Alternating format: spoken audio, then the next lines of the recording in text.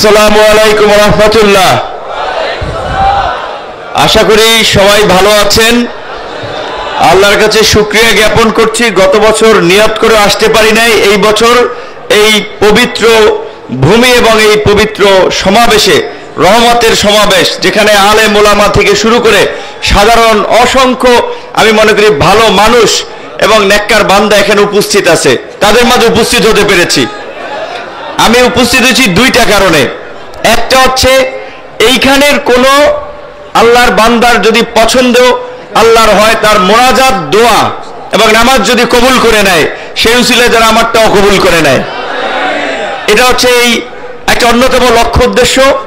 দ্বিতীয়ত আরেকটা লক্ষ্য উদ্দেশ্য হচ্ছে আমাদের এই দক্ষিণাঞ্চলে আমরা স্কুলে দেশাত্মবোধক গান, কলেজ, বিভিন্ন প্রতিযোগিতা ছাত্র অবস্থায় অংশ নিয়েছি। সেখানে গজলের একটা গজল পড়েছিলাম, যে লাইন ছিল, বরিশালের চরমনাইতে জেগেছে হীরার খনি। যারা আই থিঙ্ক গজল পড়েছেন তারা জানেন। তো তখন বুঝি নাই এটার মানেটা কি, কিন্তু এখন তো পরিপূর্ণ মানুষ সবকিছু জানি। এখন বুঝতে পেরেছি যে গজল যিনি লিখছিলেন কেন লিখছিলেন। তো আজকে এই পীর সাহেবের আমন্ত্রণে এবং ইসলামী আন্দোলনের প্রেসিডিয়াম মেম্বার, যিনি রাজনৈতিক দলগুলোর সাথে সমন্বয় করেন, যোগাযোগ রক্ষা করে একটা লিয়াজু মেনটেন করেন, আশরাফ আলী আকন ভাইকেও ধন্যবাদ জানাই যে তিনি আমাদেরকে এই সুযোগ করে দিয়েছেন আসার জন্য। তার যদি মেহনত না থাকতো তাহলে হয়তো এখানে আসা হতো না। তো সর্বশেষ বর্তমান প্রেক্ষাপটে দুটো কথা বলতে চাই, যেটা আপনাদের নেতৃবৃন্দ ইতিমধ্যেই বলেছেন, যে 5ই আগস্ট গণ অভ্যুত্থান পরবর্তী আমরা একটা নতুন বাংলাদেশ পেয়েছি। এই বাংলাদেশকে কাদামাটির মতো আমরা নতুন ভাবে যেমন খুশি তেমনি ভাবে গড়ে তুলতে চাই, যেখানে জুলুম, দুঃশাসন, ভোট ডাকাতি, জালিয়াতি, মানুষের উপরে হামলা মামলা, রাজনৈতিক কারণে হয়রানি থাকবে না।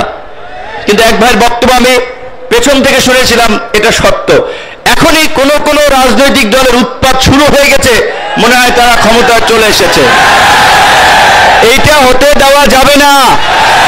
আমি যে কয় জেলায় গিয়েছি, উপজেলায় গিয়েছি, পরিষ্কারভাবে ডিসি, এসপি, ওসি, ইউনোকে বলেছি, বিএনপি, জামাত, ইসলামী আন্দোলন, খেলাফত মজলিস, গণ অধিকার পরিষদ, যেই জেলা উপজেলায় যেই দল সক্রিয় আছে, জেলা উপজেলার সরকারি প্রত্যেকটি কাজে সকল দলের প্রতিনিধিদেরকে নিয়ে আলোচনা করে মত বিনিময় করে কাজ করবেন। এই যে বিজিডি, বিএসএফ, বয়স্ক ভাতা, ওএমএস, টিসিবি, বিভিন্ন ধরনের যে সরকারি কার্যক্রম আছে, কোন রাজনৈতিক দলকে প্রাধান্য দিয়ে বাকিদেরকে গোড়ায় ধরবেন না, এটা হবে না।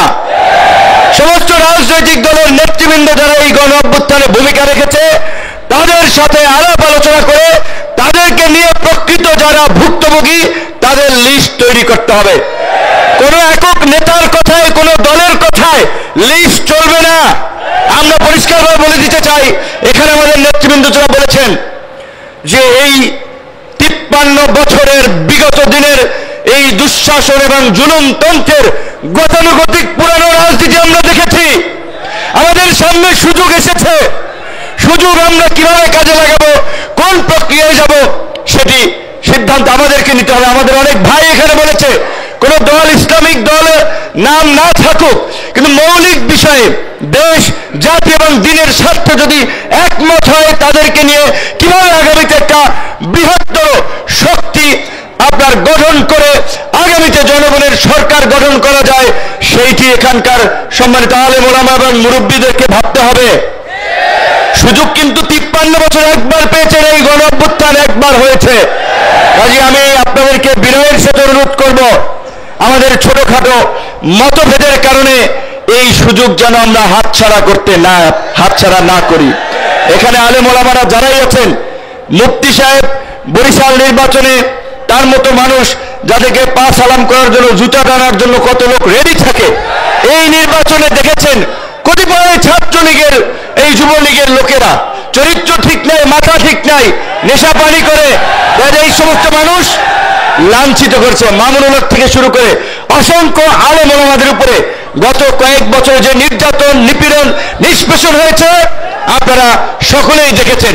সর্বশেষ যেটি আল্লাহ পাক কিন্তু পরিষ্কারভাবে কোরআনে বলেছে, তোমরা সত্যের সাথে মিথ্যার মিশ্রণ করো না, জেনে শুনে সত্য গোপন করো না। অবশ্যই আগামীতে সুযোগ এসেছে সঠিক মানুষকে নির্বাচিত করে জনগণের খেদমত করার জন্য সংসদে নিয়ে যাওয়া। আমি পরিষ্কারভাবেই বলি, সেই ভালো প্রার্থী যদি ইসলামী আন্দোলনের থাকে তাকে সমর্থন করবেন, সেই ভালো প্রার্থী যদি খেলাফত মজলিসের থাকে তাকে সমর্থন করবেন। ভালো মানুষের, যেটা চরমোনাইর মুরিদ জামা কর্মীরা যে স্লোগান দেয়, নেতা নয় নীতি চাই, পীর সাহেব চরমোনাই অত্যন্ত যৌক্তিক কথা। অবশ্যই শুধুমাত্র নেতা দিয়ে পরিবর্তন হবে না, নীতিরও পরিবর্তন করতে হবে। সেই নেতা এবং নীতির দুটোরই পরিবর্তন করে উপযুক্ত ব্যক্তিদের নেতৃত্বের মাধ্যমে আগামী রাষ্ট্র পরিবর্তনের সুযোগ আমরা আল্লাহ আমাদেরকে দিয়েছে। এই রকমের জুলুম, অত্যাচার, নির্যাতন এত তাড়াতাড়ি এই দৈত্য দানবের পতন হবে আপনারা কেউ কল্পনাও কিন্তু করতে পারেন নাই। সম্ভব হতো না আল্লাহর রহমত ছাড়া। কাজে এখন সেই আল্লাহর রহমতকে কাজে লাগিয়ে আগামীর জন আকাঙ্ক্ষার বাংলাদেশ বিনির্মাণ করতে হবে। সেই বিষয়ে আমরা একসাথে কাজ করব এবং যারা বিগত দিনেও জনগণের উপরে ক্ষমতায় গিয়ে অত্যাচার, নির্যাতন, জুলুম করেছে আপনারা জানেন এবং চেনেন। কাজেই নতুন কিছু করতে হবে। সবাই ভালো থাকবেন, সবার কাছে দোয়া চাই। আসসালামু আলাইকুম।